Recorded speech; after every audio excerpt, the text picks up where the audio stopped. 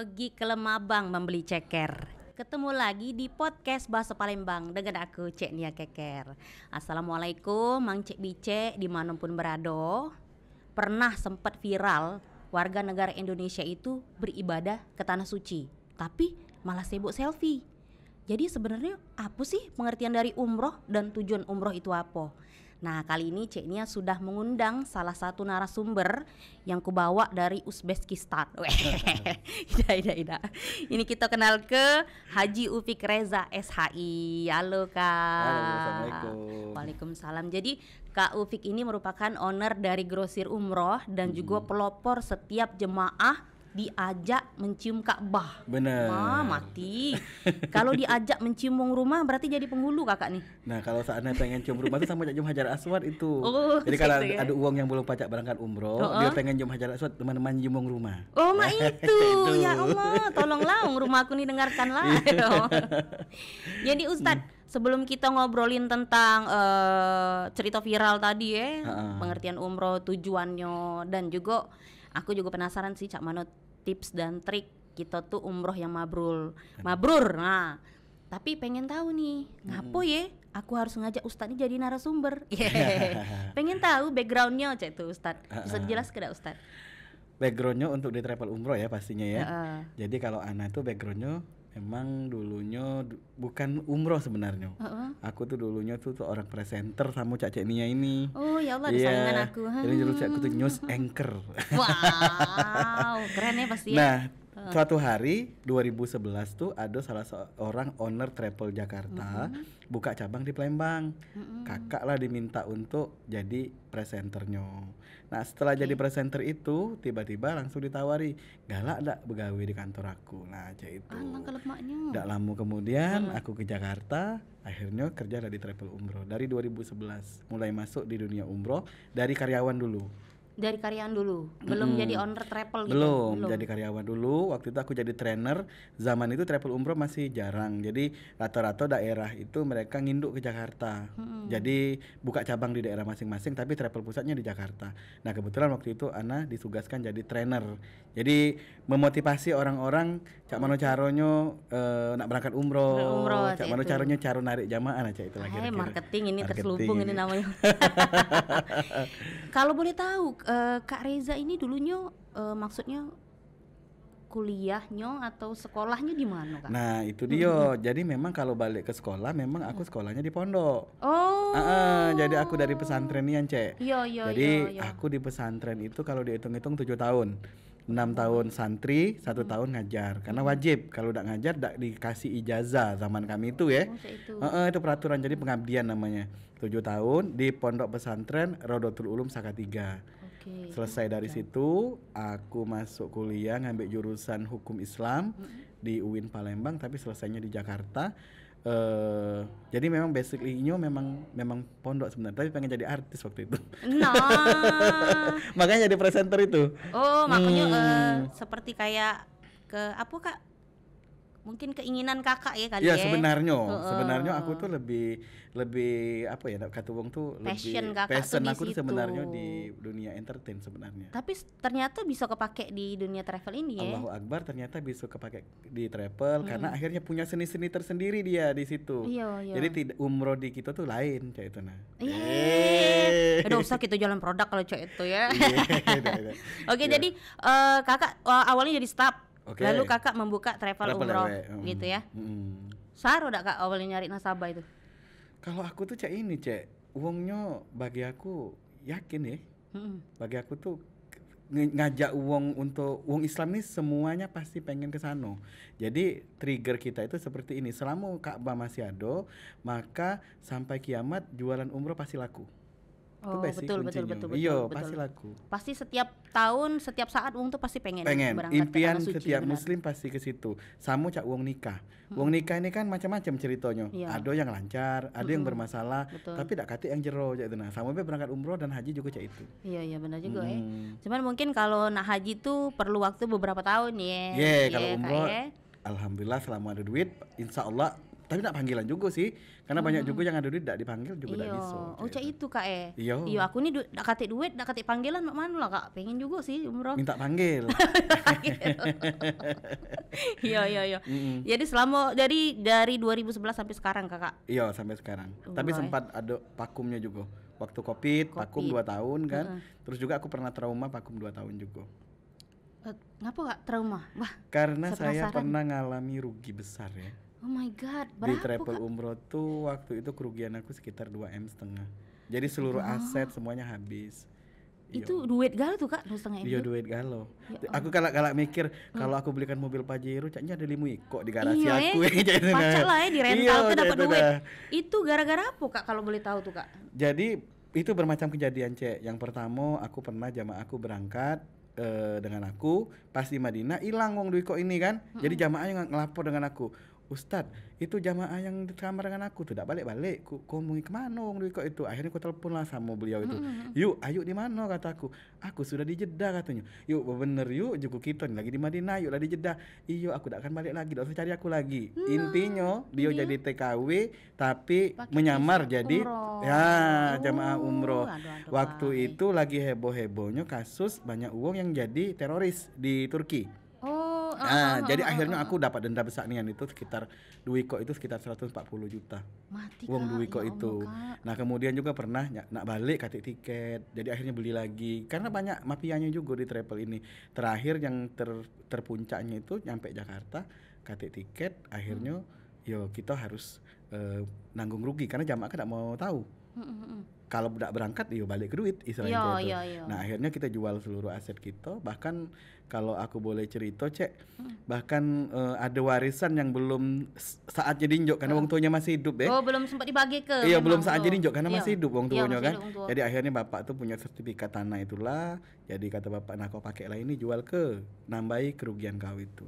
Ya Allah, kalau nak ruko, mobil, rumah itu hilang. Bahkan puncaknya yang paling sedih kayaknya ditinggal ke bini deh. Ya Allah kak, lanjut. Ini ngapa jadi ada yang curhat gitu ya? Sedih. Oh jadi gara-gara kakak bangkrut jadi ditinggal bini mah itu? Mungkin salah satunya. Iya, itu penyebabnya. Tapi sekarang alhamdulillah sudah dapat lagi tambatan hati yang baru. Jodohnya sampai di situ sih enaknya nyebutin Cek itu ya. Iya, alhamdulillah ya. Jadilah Ustaz, nambah lagi kan? Tidak. Jadi setelah kasus itu Ustaz sempat vakum ya? Aku sempat 2 tahun tidak berangkat umroh. Jadi aku trauma. Dan uang tua juga masih trauma juga Cek karena waktu itu aku menghadapi jamaah untuk pertanggungjawaban itu ya berhenti tedo. Jadi netek rumah tuh kita pikir kaget lagi yang datang nih balik agak malam jam 11 malam masih ada di rumah gitu ya kan. Nah bagaimana itu luar biasa traumanya. Nah di 2 tahun itu saya umroh sebelum aku mulai lagi itu 2018 ya. Pas aku umroh itu di situ aku berdoa dengan Allah ketika tawaf, ya Allah ya Tuhanku, aku minta tolong nian injuk aku gawean lain bae. Belum bini lagi ini. Iya, belum. Masih single itu. Injuk aku gawean lain, ya Allah, aku rasanya enggak sanggup kalau nak umroh lagi. Tapi di sisi lain tuh ada tarian jiwa ya ketika melihat jamaah cium Ka'bah, netes banyu mato. Oh ya Allah Tuhanku, ini pekerjaan mulia aja itu kan. Nah, sampai akhirnya balik dari situ enggak tahu ngapo jamaah ini makin banyak yang dateng. Nak berangkat dengan Ustadz Nian, akhirnya kok kata aku berdoa nak stop tapi malah dijuk jamaah terus. Alhamdulillah akhirnya bismillah jalan lagi. Tup 2020 dak cak karena Covid. Jadi 2 tahun stop 2022. Alhamdulillah sampai sekarang hampir setiap bulan berangkat. Jadi kurang lebih sekarang 14 tahun ya. Kalau dipotong kopi jadi 12 tahun ya. 12 tahun 12 tahun. Wow, sudah banyaknya nih pasti yang Ustadz umroh ke ya. Iya, banyak pengalamannya. Pernah ngalamin jamaah yang meninggal di situ. Di sana. Itu sarung ngurusnya Ustadz? Sangat, karena orang Arab itu dia sangat menghargai nyawa manusia. Jadi dia tidak akan mau memandikan atau menguburkan mayat itu sebelum ada perwakilan ahli waris datang. Oh jadi keluarganya harus datang dulu? Atau ini badalkan dengan kita sebagai TL kan. Nah jadi aku ini kan agak penakut uangnya Jadi ketika kejadian itu aku menolak bagaimana caranya, jangan aku. Jadi ku suruhlah mutawib yang di sana. Tapi memang merinding aku. Tapi kalau Allah nih tidak pacak cek itu cek. Kalau umroh haji jangan main-main. Itu urusan kau kata Allah tuntas ke. Jadi akhirnya kata mutawib di sana, Ustad aku tidak bisa, harus Ustad yang datang. Masya Allah. Jadi akhirnya aku nggak nyampe dari Mekah, akhirnya aku ke Madinah lagi ngurusin itu. Pas nyampe dia ngomong pakai bahasa Arab. Anta usroh min hadal mayyit, kau keluarga dia. Naam kataku, ngomong anta rois, kau ini iyo kataku. Katanya al-an ilahuna, diajak aku kamar mayat cek jam 4 subuh. Ya Allah. Akhirnya tuh Mbak Diri ini tarik itu tuh. Jadi ku buka kan, aku anak ahop, aku takut kamu itu. Tak basabi, hadza jaza kabir. Mbak Diri ini pahalanya besar, kata dia ngomongin cek itu kan. Buka katanya, buka. Saat aku jengok kan dalam itu ya, disuruh iftah katanya, dibuka nih itu kantongnya. Soh, bener ini katanya jamaah kamu, keluarga kamu. Soh kataku. Oke, al-an katanya kita mandi ke Mbak Diri nih. Pas nak dimandi ke tadi cek, aku harus nanda tangan surat lagi. Kata dia, ente yang mandi ke? Lah kata kata dia, katanya ente ini pahalanya besar. Bahasa gitu aja itu deh. Kata aku lah ini petugas be kataku. Tanda tangan katanya. Tanda tangan sudah. Pikir cukup cukup. Ternyata ada lagi cek ketika nak mungkus. Disuruh kita mungkus aku disuruh uduhul katanya, masuk katanya cek itu kan. Sini katanya. Tengok banyak bukan siko mayat tuh kan. Coba itu bukan yang keluarga kamu. Oke, so ini namanya so. Oke, baru dimasuk bungkus. Dan Allahu Akbar, salah satu kelebihan luar biasa kalau meninggal di tanah suci itu disolatkan di sop terdepan di dunia oleh imam terbaik di masjid terbaik. Dan masya Allahnya lagi seluruh keluarga yang keluarganya pada waktu itu meninggal itu disuruh sholat di depan. Jadi kita langsung di belakang imam. Jadi seumur-umur aku bisa sholat langsung di belakang imam itu ketika mengurusi jamaah meninggal. Ya Allah, Masya Allah. Ustaz. Dan kok lagi cek yang luar biasa menggugah jiwa ketika ngangkut jamaah itu ya, mikulnya dari situ ke liang lahat berebutan wong cek. Oh, nak mikul badil berebut semua orang. Kenapa? Karena pahalanya besar. Ngantar sampai ke liang lahat itu seperti kita pahalanya sebesar gunung Uhud. Masya Allah. Masya Allah, luar biasa. Aku cak rasa kena ceramah hari ini. Padahal nak kelakar tadi. Iya, Masya Allah. Tapi Ustadz kalau memang jemaah meninggal di sana udah boleh dibawa balik? Tidak bisa. Makanya kita ada tanda tangan dengan keluarga. Ini pengalaman untuk travel rata-rata kan. Sebelum berangkat dia ada yang ditandatangani. Yang pertama, kalau jamaahnya lari seperti kasus aku tadi, maka yang keluarganya yang tanda tangan itu yang ganti rugi. Satu. Kemudian yang kedua, ketika jamaah meninggal di sana tidak boleh menuntut untuk dibawa balik. Oh, sudah ada MOU-nya tanda tangan itu. Oh, berarti itulah kenapa wong tuh kalau ngelepas keluarganya umroh tuh sampai bertangis-tangisan. Mungkin itulah Ustaz. Benar. Karena kalau ke situ tuh kita udah banyak cek pengalaman tuh pergi sehat balik yang meninggal. Iya, laju itu. Iya, banyak itu. Itulah kadang-kadang tetangis wong tuh balik tetangis. Kata wong tuh Palembang zaman dulu berangkat umroh dan haji itu berangkat mati. Makanya kalau zaman dulu wong pakai wasiat dia.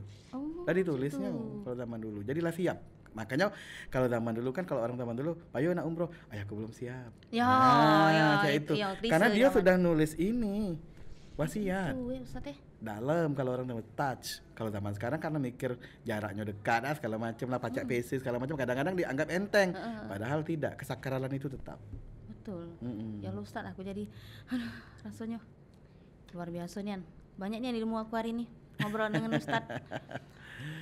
Kita balik lagi Ustadz untuk banyaknya fenomena wong yang pergi umroh tapi kebanyakan mereka tuh selfie di sana ya dah apalagi cuman sekedar kayak tren-tren bae berfoto di depan Ka'bah. Kira-kira boleh dak maksudnya melakukan itu? Iya, boleh. Baik, ini buat jamaah yang nak berangkat wong Palembang di mana berado. Yang pertama, kalau yang Upik tekankan ya dengan jamaah ini, kamu berhentilah. Kalau nak berangkat umroh tuh lah nak berhayal. Tar kaki aku nak bawa ke situ, tak ada kaget. Kalau pacak hayalan kita nak berangkat itu, tat pokoknya tat selama aku berangkat umroh aja aku sholat tahajud depan kali nih tat. Satu. Tat aku umroh pokok aku nak tercium nih tat dengan Ka'bah, ke situ hayalan. Nah, kadang-kadang jamaah ini belumlah nyampe ke Mekah, pikiran dia itulah ke situ. Nah, foto di sini, foto di situ segala macam. Bukan tidak boleh, tapi itu jangan dijadikan unsur utama satu. Terus yang kedua, aku ingatkan dengan jamaah yang paling berangkat, kalau tawaf ya, terutama tawaf wajib, jangan sekali-kali kalian siaran langsung. atau foto memoto. Tawaf itu tidak boleh, Dek. boleh. Karena tawaf itu sama kayak sholat. Jadi kalau seandainya masa kita sambil sholat sama selfie kan tidak boleh. Harus khusuk Harus khusuk dia. Dia Iya, harus ke depan terus. Nah, kadang-kadang jamaah ini walau alam aku pucak mano ceritanya kadang-kadang tang tawaf itu lah nah engok bapak sekarang lagi depan Ka'bah lemak doa lah kamu apa kaget. Kalau lagi duduk santai boleh, tapi kalau tawaf jangan.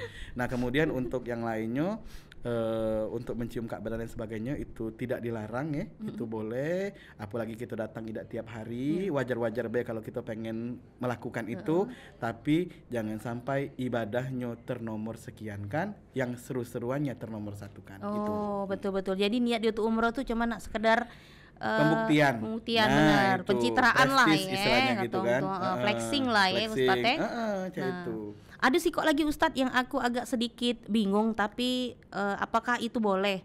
Jadi ada kawan aku tuh yang berangkat umroh, tapi dia open just tip gitu. Open just tip untuk tolesan yang umpamanya ya, Cek Nia Keker, semoga tahun ini nyusul aku umroh gitu, boleh enggak itu Ustadz? Tapi itu di open kan, bukan keikhlasannya bukan? Bukan, open just tipnya 10.000 gitu satu tulisan. Kalau menurut Ana sih jangan ya kalau di open just tip kan, tapi kalau dia ikhlas lillahi ta'ala untuk mendoakan, kalau aku biasa cek siapa yang ketika aku berangkat umroh aku ngomong nih di status WA misalnya, siapa baik yang pengen nak nitip doa aku bak hari lagi depan Ka'bah, silahkan WA aku namanya siapa aku doakan dari sini, aku doakan siko tapi tidak open just tip sih. Tidak maksudnya tuh keikhlasan aku sih. Benar. Kita umroh, kita pengen ngajak kawan kita, siapa tahu doa yang umroh tadi terkabul. Boleh atau tidak seluruh yang kudoakan depan Ka'bah berangkat. Tak doakan tak? Iya, doakan ini tanggal 16 ini. Doakan seluruh kamera kudoakan lagi. Iya, amin ya rabbal alamin. Nah, ada sih kok lagi Ustadz. Kemarin itu kan sempat nih flyer kita naik, ada salah satu followers bertanya, Cek minta tolong tanyain dong dengan Kak Ufi, boleh dak kalau seandainya aku nak ngumroh ke wong tua, tapi aku pakai duit dari minjem di bank. Masya Allah. Nah, cak mana? Niatnya mulia, tapi caranya. Nah, kalau Ana sih jujur Adinda, kalau Kak Upik sih tidak menyarankan yang seperti itu. Iya. Niatnya bagus, tapi ibaratnya tuh tidak diiringi dengan ininya keselarasan hukumnya cak Kalau Ana sih lebih menyarankan kalau yang belum cukup kumpul ke dulu cak kan, atau kalau barang yang ada dijual cak itu lebih soh insyaallah. Walaupun ada ulama secara kajian fikih kontemporer itu membolehkan. Karena kalau menurut mereka begini, al-hajjul baiti man istata'a ilaihi sabila. Berangkat umroh dan haji itu bagi yang mampu. Nah, menurut ulama ini kajian mampunya ini beragam. Ada yang mampu cash, ada yang mampu nyicil. Nah, makanya ada ulama yang bilang membolehkan karena itu mampu kategori nyicil. Nah, kalau Ana secara Ana pribadi lebih tidak menyarankan yang itu. Karena itu kan cicilan itu membebani kan. Nah, kurang lebih lah. Takutnya kaget kita tidak tahu umur dan lain sebagainya cak itu. Nah, kalau pacak nunggu lapang nian baik baru berangkat. Lemak lah nabung dulu ya Ustaz. Atau dinabung nian di bank, jangan diambil-ambil. Sekarang kan juga banyak ya Ustaz. Banyak yang model seperti itu. Jadi ketika sudah cukup baru berangkat cak itu. Nah iya itulah aku tuh kadang-kadang bingung juga kalau kawan nanya cak itu. Lemak lah aku jelas-jelas nanya dengan Ustaz ya kan. Iya. Nah Ustaz terus juga ada yang bertanya. Kalau seandainya dia nih tidak pernah umroh nih Ustaz, tidak pernah umroh, tapi dia berniat ngumroh ke wong tuanya, tapi wong tuanya meninggal. Masya Allah. Nah boleh tidak dia yang ganti ke wong tuanya, maksudnya apa sih kalau sekarang ini istilahnya badal itu boleh tidak? Kalau wong yang belum umroh. Jadi jamaah yang dirahmati Allah, ini keren-keren ya pertanyaannya. Iya, memang. Iya banyaknya nih gue bertanya wong-wong ini. Yang ini maaf ngomong tuh terjadi, tapi kadang-kadang wong ini tidak tahu bener apa tidak gawe tuh. Jadi kayak itu. Jadi kita nih kata ulama tuh, kamu kalau pacak beribadahlah dengan ilmu, jangan asal ibadah baik. Nah ini kan kita lagi belajar ilmu ya, insyaallah ya. Nah kemudian tadi ba'dal itu artinya dalam bahasa Indonesia menggantikan. Nah, menggantikan ini dalam hukum asalnya ada dua kategori yang boleh dibadalkan ini. Yang pertama adalah orang yang memang dia punya penyakit yang tidak mungkin waras, tidak mungkin sembuh penyakit dia ini. Boleh, walaupun dia masih hidup, nak dibadalkan satu. Kemudian yang kedua adalah ketika dia sudah meninggal. Lebih-lebih lagi kalau seandainya dalam sisi ekonominya dia mampu dulunya ketika masih hidup kan. Nah pertanyaannya sekarang, anaknya yang ngantikannya, tapi anaknya belum pernah Berangkat umroh. Nah, kalau Ana sih menyarankan begini. Umroh itu Adinda, dia ada kesempatan umroh lebih dari satu kali ketika berangkat itu. Yang pertama, niat pertama, mikot pertama, ambillah untuk dia dulu. Oke, kemudian hari kedua istirahat, hari ketiga kita umroh lagi yang kedua. Nah, yang kedua inilah baru untuk membadalkan orang tuanya. Jadi dia berangkat dapat, bahala anak yang soleh dapat, madalkan uang tua udah dapat pula. Nah, tapi kalau haji kalau dia harus ini yang sudah melaksanakan baru boleh mau. Itulah perbedaan antara umroh sama haji. Karena haji kan maaf ngomong enggak pacak dia nak ulang-ulang, enggak pacak dia. Setahun cuma sekali itulah. Kalau umroh kan pacak dalam satu waktu kita ke Mekah kan 4 hari misalnya. Nah, hari pertama untuk dia, ketiga, 4, 5, 6 nah, misal masih dia kuat, selama dia kuat sehari pun bisa dia 2 kali sampai 3 kali umroh. Cak itu. Kalau umroh, kalau haji enggak pacak. Harus kita dulu haji dulu baru kita bisa badal haji tahun depannya pula. Tahun depan. Nah, atau kita nyuruh orang lain yang sudah haji gitu. Nah, Ustadz, Cak aku nih kan belum pernah umroh, jadi pengen tahu kira-kira range harga kita nak umroh itu dari harga berapa, Ustadz? Yang masuk akal ya? Iya, masuk akal. Biar gak ketipu aku dengan travel umroh. Kalau yang masuk akal ini kan dia harganya itu beragam deh. Ada nak fasilitas, misalnya nak hotel yang depan sekalian, yang zam-zam segala macem. Ada yang lagi yang jamaah ngomong, "Tat, aku tak perlu hotel apa, Tat. Kepernya itu makan aku pacak berejo. Yang penting aku pacak berangkat baik." Jadi kan sebagai bayangan baik untuk harga pesawat baik itu harganya rata-rata di angka 15 juta untuk berangkat umroh tuh. Itu balik pergi. Nah, untuk pisahnya sekitar 3 juta. Sudah 8 belum hotelnya ya. Nah, berarti itu normalnya itu harganya itu 25 paling murah. 25 juta. 25 paling murah itu. Kalau seandainya misalnya ada yang nawarkan harga di bawah itu, misal 21, 22, dia itulah campur sedekah gitu nah. Jadi nolong nian berarti. Kalau seandainya dia misal kamu juga Aicanya cocok wong ini nak sedekah. Lanjutlah, memang dia cocok untuk sedekah ya. Tapi kalau kamu juga Aicanya udah masuk akal ini, jangan. 22 tadi itu 22 kebaya itulah ini apalagi starting Palembang ya. Iya. Macam itu artinya ada dah yang 1 juta nih. Lah juga ngiklan. Jadi ini Ustaz. Iya. Ustaz. Kalau untuk kita pergi umroh tuh ada dak minimal umurnya berapa? Anak kecil boleh dak pergi umroh? Boleh. Jadi Cak ini bagi jamaah misalnya dia punya anak yang umurnya 1 sampai 2 tahun, itu tiket pesawatnya cuma bayar 5 juta apa 1,5 betul nah. Sekitar cak itu. Kalau dia budak masih 1 sampai 2. Nah, tapi kalau pocok 2 tahun dia lah sudah normal bayaran tiketnya. Full bayarannya. Paling dia ngurangi bayaran untuk makan dan hotel. Nah, kalau untuk pisah dengan itu dia full. Sudah kalau anak dia pucuk 2 tahun ya. Tapi kalau sudah 4 tahun, 5 tahun itu full. Karena dia kan tempat dewek lah makan juga kayak iya benar kayak gitu. Jadi bisa galo. Pacak Ustaz Iya kaki aku ini Sekeluarga aku doakan jadinya. Amin ya Allah Ustaz. Biasa tadi omongan Ustaz tadi terkabul kan? Terkabul. Nanti aku doakan depan Ka'ban kan. Iya, amin ya Allah. Terima kasih. Nah, terus kita nanya. Pertanyaan aku nih ingat dulu karena banyak nih yang nanya kan. Kayak umpamanya tips dan juga triknya Cak Mano Ustadz, apalagi untuk uang yang baru pertama kali umroh gitu. Ada hal-hal yang harus dipersiapkan dengan baik? Oke, saya itu lagi mempopulerkan sebuah istilah baru sekarang ini.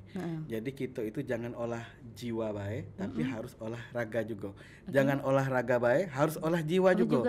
Nah, orang nak berangkat umroh ini dua-duanya harus diolah, olah jiwa dan olah raganya. Nah, kalau orang memang sudah mengolah jiwa, maka pandangannya terhadap apapun yang terjadi dalam dia nak berangkat umroh itu, dia sudah tidak lagi nengok dengan kacamata zohir, Dinda. Dia nengoknya kacamata batin. Iya, tak baca gitu nyok zohir lagi. Mohon maaf dan aku cerita ada orang yang berangkat umroh katakanlah mereka ini bermasalah di leasing cak tanah. Maaf, astagfirullah, anak tak boleh ngomong kayak itu. Intinya di masalah riba lah ya, boleh dibilang kayak gitu. Itu di situ tuh ada teguran Allah ketika penggunaan kendaraannya agak susah. Berarti benernya nih tuh Ustaz Iya, kalau seandainya misalnya kita ini olahnya sudah olah batin, kita tidak lagi nak marah. Oh, ini memang lagi ngapusi dosa aku ini. Karena apa? Al hajju mabrur wal umroh mabrur laisa lahul jaza illal jannah. orang yang berangkat umroh dan haji mabrur ini dak katik balasan diunjukkan Allah kecuali masuk dalam surga. Dak kena donian kalau masuk dalam surga nak lemak bae. Ya. Nah, benar. dosa kita di setinggi gunung berangkat umroh tadi kan. Lemaknya. Pernah wong tua tadi itu kurang ajar dengan ini segala macam. Pas berangkat sana santai, dak mungkin. Itu pasti ada proses Tuhan ini. Tapi kalau orang sudah batin yang mandang, dia akan senyum. Oh alhamdulillah, Tuhan lagi ngapusi dosa aku. Nunggu ngantri lamunian. Oh alhamdulillah, oh sabar aku ini akan ngapusi dosa aku. Itu kalau sudah batin deh. Makanya sebelum berangkat jiwanya penting diolah. Nah selain dari situ untuk yang berangkat umroh aku ingat harus olahraga. Kamu jengok di snapnya Ustadz Upik ya. Aku ini sekitar seminggu lagi berangkat. Hampir tiap hari aku sudah olahraga ini, jalan kaki. Kenapa? Karena untuk sa'i aja salah satu rukun umroh itu jalan kakinya 3,5 kilo. Mama, ya Allah. Jadi kalau kita jarang berjalan, jarang apa di sana pasti kaki gempor, mengas gitu. Iya, asli. Kita ngomongnya, jamaah hari ini kita jalan-jalan ke Jabal Uhud. Jabal Uhud ini adalah salah satu gunung yang ada dalam surga. Kita naik ke pucuk yuk, nenjak pucuk gunung nian. Biar kita nih kaget berdoa dengan Allah, ya Allah hari ini aku berada di gunungmu di dunia, kaget izinkan aku nenjaknya juga di surga kaget. Naik ke pucuk tuh, Bu. Tinggi. Tenaga lagi kan? Iya, tenaga lagi. Jabal Rahmah, tempat Adam dan Hawa. Naik lagi, tenaga lagi. Apalagi kalau Cek Nia pengen nak ke tempat mana Rasulullah nerima wahyu di Gua Hiro, itu 4 jam Cek jalannya. Ya Allah, berarti itulah harus disiap ke fisik kita tadi. Fisik penting, olahraga penting. Maaf Ustadz, nak boleh nanya. Kebanyakan ini kan yang umroh tuh kan mungkin sudah berusia. Iya. Cak mana Ustadz cara tipsnya dan triknya Cek itu nah biar mereka tuh udah gampang capek. Jujur ya Cek lemak ngajak umroh kadang-kadang wong dusun loh. Oh gitu ya? Iya karena wong dusun tuh kayak jam aku nih dari Semende misalnya. Mereka lah biasa turun naik gunung Jadi di sana kadang-kadang kita yang masih muda ini yang gempor, dia tidak. Kenapa? Karena fisiknya terlatih walaupun umurnya sudah 60, 65 Nah ternyata kalau yang masih muda ini kalau aku sarankan dia bawa minyak, ada minyak but biasanya sebelum tidur tuh oles ke minyak itu atau salon pas kayak segala macam ditempel ke, jadi itu cukup membantu ketika bangun subuh agak seger kaki tadi itu. Kemudian vitamin juga penting, terus jago makan dari sekarang jamaah itu. Oh jangan nggak makan basi. Ini aku nak nyampe ke salah satu, minta ampun ya aku nak nyampe ke Malaysia dengan kita tuh jauh nian Cek. Iya.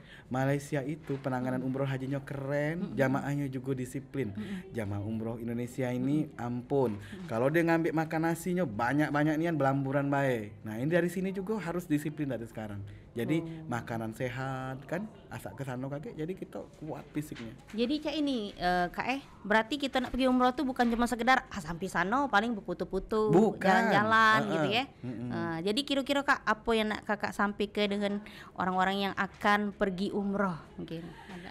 Untuk yang berangkat umroh, yang pertama adalah kata-kata dari Umar bin Khattab, innamal a'malu binniyat, sesungguhnya amal itu akan diterima ketika niatnya benar. Kalau niatnya salah, tidak akan diterima Allah. Walaupun kamu tidur depan Ka'bah nian. Bukan lagi hotel di paling depan Ka'bah nian kamu tidur di situ, tapi niat kamu bukan karena Allah, selesai. Kate, satu, luruskan niatnya. Kemudian yang kedua, kalau mau berangkat umroh ini lakukanlah olah jiwa, olahraga. Dua-duanya penting. Bukan hanya fisik yang kuat tapi jiwa yang kuat. Jadi ketika melihat segala sesuatu, dia akan benar-benar lillahi ta'ala. Insyaallah umrohnya mabrur. Amin ya rabbal alamin. Nah, berarti Cek itulah kira-kira Mang Cek Bice untuk kamu galau-galau yang nak pergi umroh ya, yang harus disiap ke, dengarlah apa dia kata Kakak Upi kita ini. Ya kan? Nah Kak Upi, karena waktu kita ini sudah selesai ya, itu nasi kok itu nyuruh cepet. Jadi mungkin ini waktunya kita pamit undur diri Kak Upi.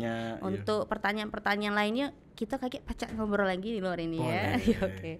Mang Cek Bice, terima kasih yang sudah nonton, dan jangan lupa yang namanya podcast Bahasa Palembang itu tayang setiap hari Jumat jam 2 sampai setengah 3 hanya di TVRI Media Pemersatu Bangsa. Sampai jumpa. Wassalamualaikum warahmatullahi wabarakatuh. Waalaikumsalam.